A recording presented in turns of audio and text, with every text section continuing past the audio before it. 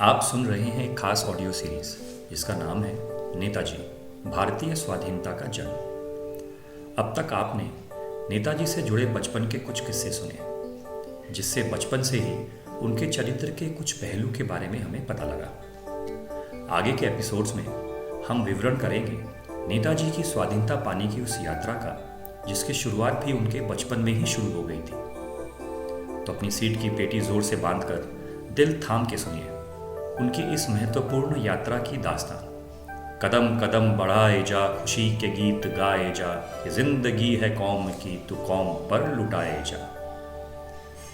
तो हम शुरू करते हैं इस खास ऑडियो सीरीज नेताजी भारतीय स्वाधीनता का जन्म का चौथा एपिसोड, मेरे यानी आरजे निको और लेखक मनोज स्वामी के साथ, आपके अपने एस एफएम पर। एपिसोड 4, क्रांति। सन 1905 में लॉर्ड कर्जन ने ग्रेटर बंगाल प्रोविंस को धर्म के नाम पर विभाजन करने की कोशिश की, जिसका ग्रेटर बंगाल प्रोविंस में जमकर विरोध हुआ। सड़कों पर उतरे अनेक भारतीयों को उस समय के कलकत्ता के मजिस्ट्रेट किंग्सफोर्ड ने क्रूर दंड दिया। अन्य मामलों में भी उसने क्रांतिकारियों को बहुत कष्ट दिया था। इसके परिणाम स्वरूप किंग्सफोर्ड को पदोन्नति देकर मुजफ्फरपुर में सत्र न्यायाधीश के पद पर भेजा। उन दिनों बंगाल के युवाओं में क्रांति की एक लहर सी छाई हुई थी। भारतीय स्वतंत्रता संग्राम के अनेक अग्रदूतों में से एक प्रसिद्ध स्वतंत्रता सेनानी श्री अरबिंदो घोष ने अनुशीलन समिति की स्थापना की थी। बोलने के लिए तो अनुशीलन समिति और जुगांतर जैसी संस्था हिंदुस्तानी युवकों के लिए सशक्त व्यक्तित्व और बलिष्ठ शरीर के निर्माण के लिए ठिकाने थे, लेकिन अंदर ही अंदर गोपनीय रूप से श्री अरबिंदो घोष और उनके छोटे भाई बरिंदर घोष बंगाल के अंदर अंग्रेज़ों के खिलाफ क्रांति लाना चाह रहे थे।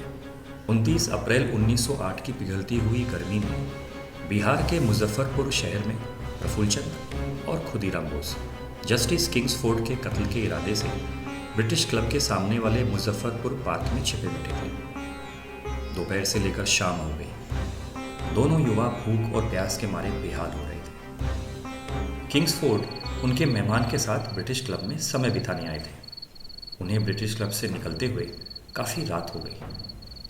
प्रफुल्लचंद और खुदीराम बोस ने एक गलत बग्गी को बम से उड़ा देने की गलती कर दी। किंग्सफोर्ड तो बच गए, लेकिन उस हादसे में 2 ब्रिटिश महिलाएं मारी गई। हिंदुस्तान में इस पहले बम विस्फोट की आवाज़ उस रात 3 माइल तक सुनाई दी थी। कुछ दिनों बाद तो उसकी आवाज़ इंग्लैंड तथा यूरोप में भी सुनी गई, जब वहाँ इस घटना की खबर ने तहलका मचा दिया था। इस घटना के पश्चात भारत के ये 2 युवा क्रांतिकारी भी नहीं बच पाए। प्रफुल्लचंद तो कुछ दिनों तक फरार रहने के बाद पुलिस के साथ मुठभेड़ में मारे गए, और खुदीराम अगले दिन ही मुजफ्फरपुर से 25 किलोमीटर दूर गिरफ्तार कर लिए गए। कई महीनों की कोर्ट में कार्रवाई के बाद इस 18 साल के नौजवान को फांसी की सज़ा सुनाई गई। खुदीराम पर खून और देशद्रोह का मामला सिर्फ कोर्ट में ही नहीं चल रहा था, हर बंगाली भद्र परिवार में भी खुदीराम के केस के मामले चल रहे थे।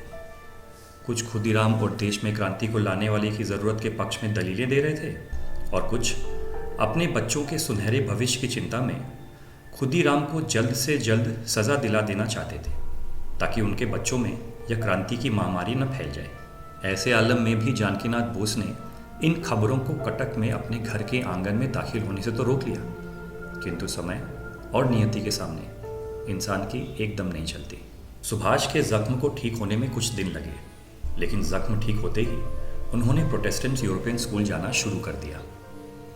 इन कुछ दिनों के विश्राम के अवसर ने सुभाष को उनकी माँ प्रभावती देवी के काफ़ी करीब कर दिया था। शरद चंद्र बोस के प्यार और मार्गदर्शन से सुभाष में काफ़ी बदलाव आ गया था। प्रभावती देवी अब सुभाष से वह सारी बातें कर सकती थी जिनकी उस घर में चर्चा नहीं होती थी। सुभाष का व्यक्तित्व अब उभर कर सामने आने लगा था। वह स्कूल की सभी गतिविधियों में उत्साह के साथ भाग लेते थे। इंग्लिश में तो सुभाष ने शरद चंद्र और अपने दूसरे भाइयों की मदद से जल्द ही महारत हासिल कर ली, और आध्यात्मिक स्वभाव तो उनका जन्म से ही था।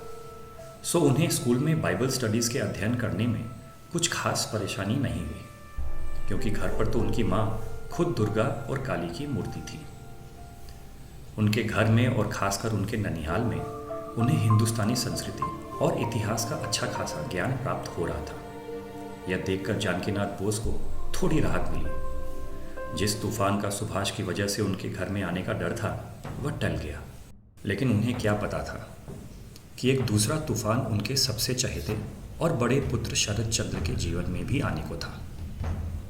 भले ही वंदे मातरम का नारा बंकिम चंद्र चटर्जी ने अपनी किताब आनंद मठ में गढ़ा था और कवि गुरु रविंद्रनाथ ठाकुर ने इसी नारे को सन 1896 में इंडियन नेशनल कांग्रेस के अधिवेशन में अपनी एक कविता से भी प्रसिद्ध कर दिया था, लेकिन 11 अगस्त 1908 में 18 वर्षीय खुदीराम बोस ने फांसी पर लटकते हुए इस नारे को लगाकर इस भावना को बंगाल के बच्चे बच्चे के दिल में बिठा दिया।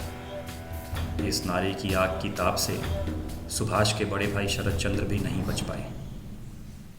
वर्ष 1908 में शरद चंद्र बोस ने अपनी मैट्रिक की परीक्षा पास कर ली थी और अब वह कलकत्ते में प्रेसिडेंसी कॉलेज में लॉ पढ़ रहे थे। शरद चंद्र के लिए कलकत्ते में पढ़ाई तो एक बहाना था, उनका असली मकसद तो अरबिंदो घोष की क्रांतिकारी गतिविधियों में भाग लेने का था। प्रेसिडेंसी कॉलेज में फिलॉसफी की शिक्षा लेने वालों में बहुत से छात्र अरबिंदो घोष के चेले थे। शरद चंद्र उन छात्रों के माध्यम से अनुशीलन समिति की गतिविधियों में भी शामिल होना चाहते थे। दुर्भाग्यवश एक दिन अरबिंदो घोष के द्वारा छापी गई जुगांतर संस्था की मेंबरशिप का फॉर्म शरद चंद्र बोस के पास से पुलिस को बरामद हो गया। जानकीनाथ बोस के सुपुत्र होने के नाते पुलिस ने उन्हें गिरफ्तार तो नहीं किया, पर जानकीनाथ बोस के कटक के चेंबर में कैलकाटा के इंस्पेक्टर डेल्टन शरद चंद्र बोस को लेकर पहुंचे और उन्हें जानकीनाथ बोस के हवाले कर वहां से चल पड़े। फिर क्या था, जानकीनाथ बोस के घर में महाभारत छिड़ गई, जिससे सुभाष ने भी चुपके से देखा। मैंने तुम्हारे लिए क्या क्या सपने देख रखे थे शरद। तुम लॉ पढ़कर इंग्लैंड जाओगे, कैम्ब्रिज से बैरिस्टर बनकर अपने खानदान का नाम रोशन करोगे, लेकिन तुम, जानकीनाथ ने अपने बेटे से कहा। वह सपने आपके थे पिताजी, मेरे नहीं, शरद ने शांत भाव से जवाब दिया। तो क्या सपने हैं तुम्हारे? जानकीनाथ ने पूछा। वंदे मातरम, आज़ादी, स्वराज, इन अंग्रेज़ों की गुलामी से छुटकारा, यह मेरा सपना है पिताजी, शरद ने बेखौफ होकर अपना इरादा जाहिर किया। सुभाष के दिल में दबे क्रांति और आज़ादी के बारूद को बस इस चिंगारी ने ऐसा जलाया कि दुनिया जानती है कि उस धमाके से उन्होंने आने वाले वक्त में कैसे पूरे अंग्रेज साम्राज्य को हिला दिया था। जानकीनाथ बोस और शरद चंद्र के बीच चल रही महाभारत अभी खत्म नहीं हुई, लेकिन आज के लिए बस इतना ही काफ़ी। बहुत जल्दी हम फिर मिलेंगे इस ग्रह युद्ध के बाकी के हाल और परिणाम की जानकारी को लेकर। हम यानी कि मैं आरजे निकू और इस कहानी के लेखक मनोज स्वामी और आपके अपने एस FM पर।